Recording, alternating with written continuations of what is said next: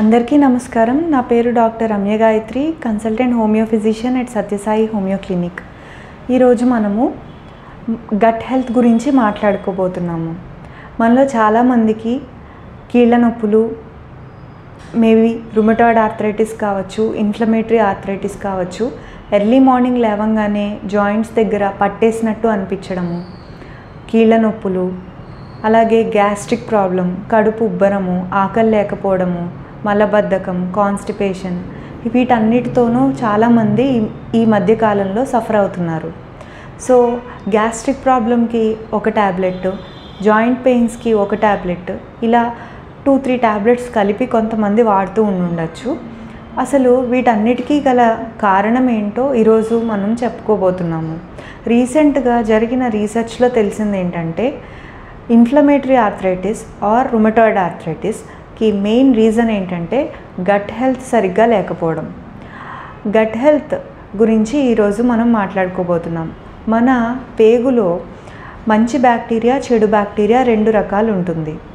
So మన జీవన శైలి కానీ, మన తీసుకున్న ఆహార పదార్థాల వల్ల కానీ, ఎక్కువ యాంటీబయాటిక్స్ వాడడం వల్ల కానీ ఈ మంచి అండ్ చెడు బ్యాక్టీరియా మధ్యలో ఉన్న సమతుల్యత లోపిస్తుంది. దీనివల్ల గట్ లైనింగ్ అనేది డ్యామేజ్ అవ్వడం వల్ల గట్ లీకేజ్ జరుగుతుంది. అంటే మనం తీసుకున్న ఆహారము సరిగ్గా జీర్ణమయ్యి మనకి కంప్లీట్గా అబ్జర్వ్ అయ్యి వ్యర్థ పదార్థాలు అనేవి ఎక్స్క్రీట్ అవ్వాలి. ఎప్పుడైతే గట్ బ్యాక్టీరియా, మంచి బ్యాక్టీరియా, చెడు బ్యాక్టీరియా మధ్యలో సమతుల్యత లేకపోవడం వల్ల బ్యాడ్ బ్యాక్టీరియా ఎక్కువ అయిపోయి మనం తీసుకున్న ఆహారం అరిగే లోపలే విషపూరితమైన కెమికల్స్, టాక్సిన్స్ అనేవి మన బ్లడ్లోకి లీక్ అవ్వబడతాయి. ఎందుకంటే గట్ లైనింగ్ డ్యామేజ్ అవ్వడం వల్ల ఈ టాక్సిన్స్ అనేవి బ్లడ్ స్ట్రీమ్లోకి వెళ్ళడం వల్ల మన కీళ్ళ దగ్గర ఇన్ఫ్లమేషన్ అనేది, వాపుని క్రియేట్ చేస్తాయి. సో దీనివల్ల మనకి రుమటాయిడ్ ఆర్థరైటిస్ రావచ్చు, లేదంటే ఇన్ఫ్లమేషన్, మీ కీళ్ళ దగ్గర వాపు, నొప్పి, స్వెల్లింగ్, స్టిఫ్నెస్ ఇవన్నీ రావచ్చు. సో వీటికి గల ముఖ్య కారణం gut health, gut bacteria, gut dysbiosis అంటారు.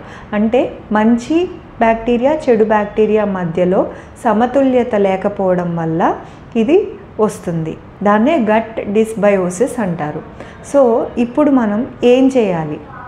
గట్ హెల్త్ని మనం రీసెట్ చేసుకోవాలంటే ఏం చేయొచ్చు? న్యాచురల్గా మనము మన ఇళ్ళల్లో పెరుగులో లాక్టోబాసిల్లస్ అనే మంచి బ్యాక్టీరియా ఉంటుంది. అది మనకి డైజెషన్కి చాలా మంచి చేస్తుంది. అలాగే తోడు పెట్టిన అన్నం, మార్నింగ్ లేవంగానే చద్దన్నం అంటాం, అది తీసుకోవడం వల్ల కూడా మన గట్ లైనింగ్ అనేది మెరుగుపడి ప్రోబయాటిక్గా అది కూడా మన గట్ హెల్త్ని ఇంప్రూవ్ చేయడానికి హెల్ప్ అవుతుంది. మనం రోజు పొద్దున్న తీసుకునే ఆహారంలోనే ఇడ్లీ కానీ, దోశ కానీ ఇవన్నీ ఫర్మెంటెడ్ ఐటమ్సే.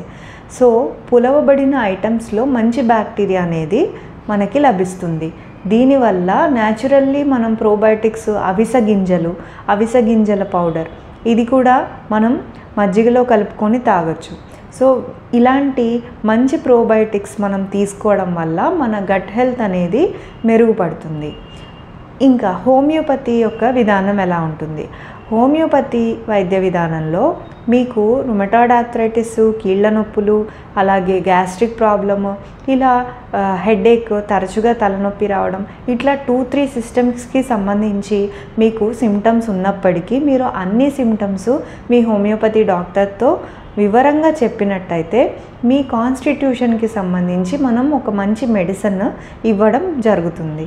ఫర్ సపోజ్ ఒక పర్సన్కి కీళ్ళ నొప్పులు ఉన్నాయి, గ్యాస్ట్రిక్ ప్రాబ్లం ఉంది, కడుపు ఉబ్బరము, తేన్పులు రావడము, అలాగే బాగా అంబిషన్ ఎక్కువ ఉండడము, అలాగే మానసికంగా ఒక ఇన్ఫీరియారిటీ కాంప్లెక్స్ ఉండడము, లేకపోతే మెంటల్గా స్ట్రెస్ ఫీల్ అవ్వడము, కడుపు ఉబ్బరంతో పాటు ఈ మానసికమైన లక్షణాలు కూడా ఉండుండొచ్చు.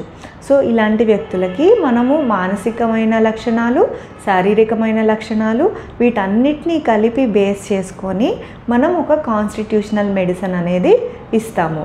దీనివల్ల మీకు కంప్లీట్గా అది కీళ్ళ నొప్పి కావచ్చు, లేదంటే గ్యాస్ట్రిక్ ప్రాబ్లం కావచ్చు, లేదంటే యూరినరీ సిమ్టమ్స్ కావచ్చు, వీటన్నిటినీ కూడా ఆ హోమియోపతి మెడిసిన్ అనేది సెట్ రైట్ చేస్తుంది. ఎలా అంటే మీ లోపల ఉన్న ఇమ్యూన్ సిస్టమ్ని అది కరెక్ట్ చేసి దానివల్ల మన బాడీ తనంతట తనే హీల్ చేసుకునే మెకానిజంలో ద్వారా మీకు క్యూర్ అనేది జరుగుతుంది. So homeopathy medicine with natural probiotics వీటన్నిటినీ మనం క్లబ్ చేసుకొని హాలిస్టిక్గా ఒక వ్యక్తిని, ఒక పేషెంట్కి మనం అన్ని రకాలుగా ఆలోచించి అసలు ప్రాబ్లం ఏంటి, అది ఎందుకు వచ్చింది, దాని రూట్ కాజ్ ఏంటి, పేషెంట్ యొక్క మానసిక పరిస్థితి ఏంటి, అతను ఫీల్ అయ్యే స్ట్రెస్ ఫ్యాక్టర్స్ ఏంటి, అతన్ని ట్రిగ్గర్ చేసే వ్యవహారాలు ఏంటి, ఇవన్నిటినీ మనము కంప్లీట్గా అర్థం చేసుకొని హాలిస్టిక్గా తనకి మెడిసిన్ ఇవ్వడం జరిగితే అప్పుడు మాత్రమే మనము ఒక మంచి క్యూర్ని ఇవ్వగలుగుతాం పేషెంట్స్కి. సో మనం మెడిటేషన్ చేయడం ద్వారా, ప్రాణాయామ అనులోమ్ అండ్ విలోమ్ ప్రాణాయామం చేయడం వల్ల, left and right nostrils breathing చేయడం వల్ల కూడా మనము నాడి శుద్ధి ప్రాణాయామ అంటాం. సో అది చేయడం వల్ల, అలాగే రోజు గ్రాటిట్యూడ్ జర్నలింగ్ చేయడం, రోజు మార్నింగ్ 10 minutes సన్లైట్కి ఎక్స్పోజ్ అవ్వడం, ఇలా చిన్న చిన్న లైఫ్ స్టైల్ చేంజెస్ చేసుకోవడం వల్ల కూడా మనము మన శరీరాన్ని, మన మనసుని, ఈ రెండిటికి మధ్యలో ఉన్న హార్మనీని మనం సెట్ రైట్ చేసి మనం హెల్తీగా ఉండగలుగుతాం. సో ఈ కంటెంట్ మీకు నచ్చినట్టయితే మీరు లైక్ చేయండి, మీ ఫ్రెండ్స్తో షేర్ చేయండి, and subscribe to our channel for more videos. Thank you.